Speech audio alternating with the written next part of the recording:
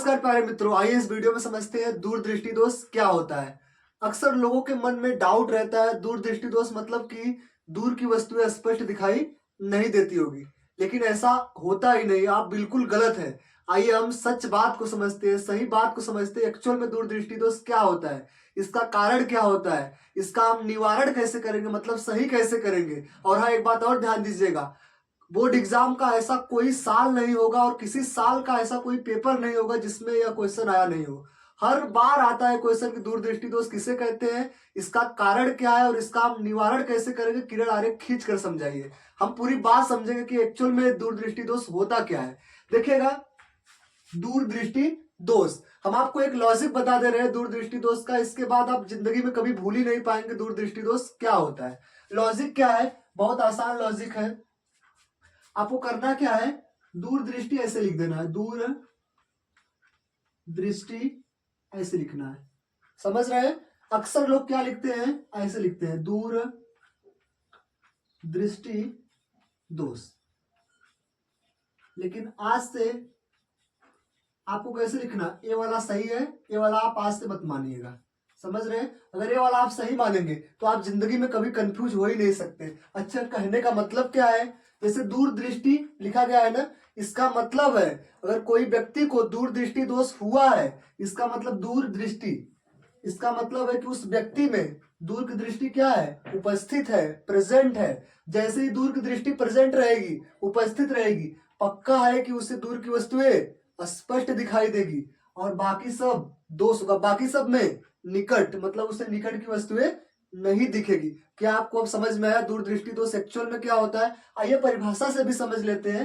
लिखा गया है वह दृष्टि दोष जिसमें दूर की वस्तुएं स्पष्ट दिखाई देती है। बताया अभी ना, जिसमें भी दूर की दृष्टि होगी, मतलब दूर की दृष्टि प्रेजेंट में है, मतलब उपस्थित है दूर की दृष्टि, पक्का है दूर की वस्तुएं दिखाई देंगी, तो वही लिखा गया है वह दृष्टि दोष जिसमें दूर की वस्तुएं स्पष्ट दिखाई देती है। अच्छा, कौन नहीं दिखाई देती होंगी, परंतु नजदीक की वस्तुएं स्पष्ट दिखाई नहीं देती है, उसे हम क्या कहते हैं, दूरदृष्टि दोष कहते हैं। अब आपको समझ में आ गया।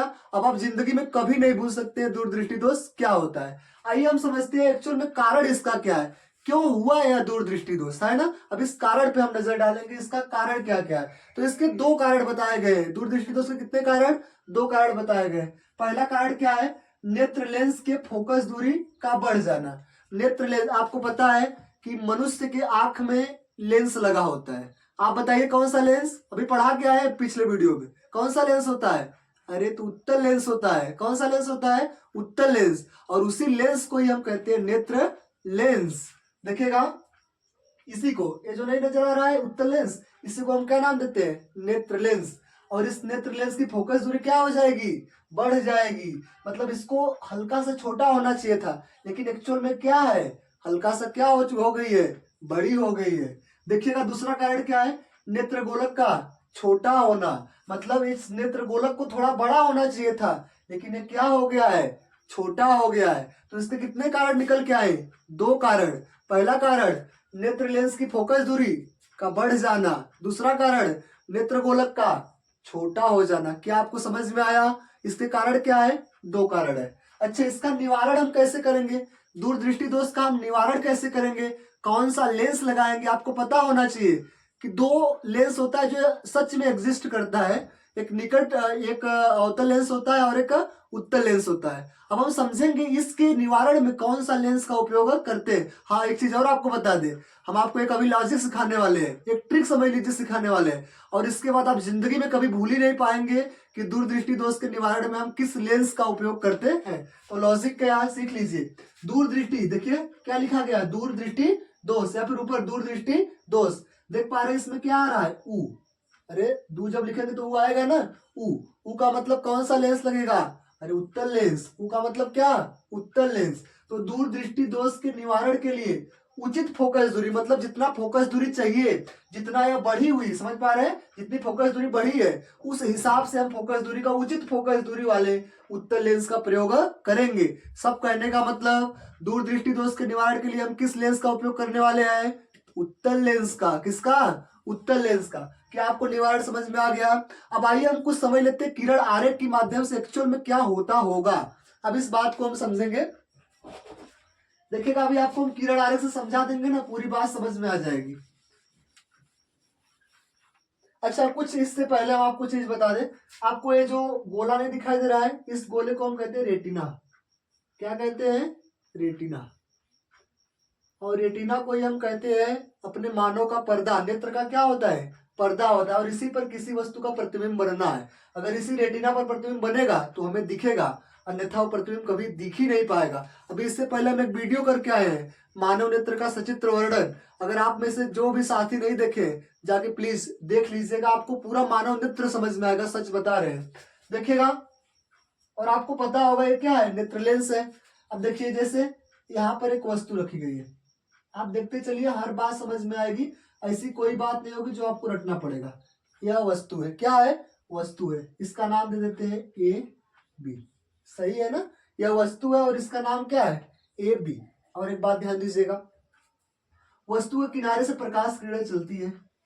ठीक है, हम लेकर जा रहे हैं प्रकाश किरणों को कुछ इस प्रकार से, यहाँ पर भी देखिए लेकर जा रहे हैं हम कुछ इस प्रकार से। और आपको एक बात पता होना चाहिए, ये प्रकाश किरणें यहाँ से निकली, ये कौन सा लेंस है भैया? उत्तल लेंस है। और उत्तल लेंस की एक प्रकृति होती है, वो प्रकाश किरणों को क्या करता है? हल्का सा बटोरता है, एकत्रित करता है। देखिए, हल्का से क्या कर दिया? मोड़ दिया प्रकाश किरणों को, मोड़कर। लेकिन प्रतिबिंब हम अभी आपको बताए, प्रतिबिंब कहाँ बनना चाहिए था? रेटिना पे। अगर प्रतिबिंब रेटिना पर बनेगा तभी हमें स्पष्ट दिखाई देगा, लेकिन बना कहाँ? रेटिना के पीछे। तो ये प्रतिबिंब हमें जिंदगी में कभी दिख नहीं सकता है। इसीलिए दूरदृष्टि दोष वाले व्यक्ति को नजदीक की वस्तुएं स्पष्ट दिखाई नहीं देती है। ये बात समझ में आया? अब देखिए, इसका निवारण हमें करना है, इसे सही करना है, तो उसके चश्मे में कौन सा लेंस लगाएंगे? उत्तल लेंस का। अच्छा, उत्तल ही क्यों लग रहा है, अब आपको रीजन समझ में आएगा। देखिएगा, अब देखिए यहाँ पर हमें क्या कर दिए, अब हम एक उत्तल लेंस फिट करेंगे। क्या फिट करेंगे? उत्तल लेंस। कुछ इस प्रकार से देख पा रहे हैं आप, यहाँ पर हमने क्या फिट कर दिया? एक उत्तल लेंस। और अभी आपको बताए उत्तल लेंस की क्या प्रॉपर्टी है, क्या प्रकृति है, क्या गुणधर्म है। ये प्रकाश किरणों को क्या करता है? मोड़ देगा। क्या कर देगा? मोड़ देगा, एकत्रित कर देता है। जैसे देखिए, अब प्रकाश किरण यहां से आ रही है, अब ये क्या करेगा? एकत्रित कर देगा। देखिए, हल्का सा मोड़ रहा है, देखिए इस हिसाब से मोड़ेगा, इस हिसाब से इस किरणों को यह मोड़ देगा। कहां पर ये जाके कट जाएंगी? रेटिना पर। कहां पर कट जाएंगी? रेटिना पर। और वस्तु का स्पष्ट प्रतिबिंब रेटिना पर बन जाएगा। ये बात समझ में आया? पूरा किरण आरेख समझ में आया आपको? हमने आपको क्या बताया, निकट दूरदृष्टि दोष किसे कहते हैं, इसका कारण क्या है, इसका हम निवारण कैसे करेंगे, चश्मे में कौन सा लेंस लगा के। क्या ये बात समझ में आया? ठीक है, अगर समझ में आ गया तो एक लाइक और एक सब्सक्राइब जरूर कर दीजिएगा। ठीक है, टाटा बाय बाय, मिलते हैं अपने नेक्स्ट वीडियो में, तब तक के लिए जय हिंद।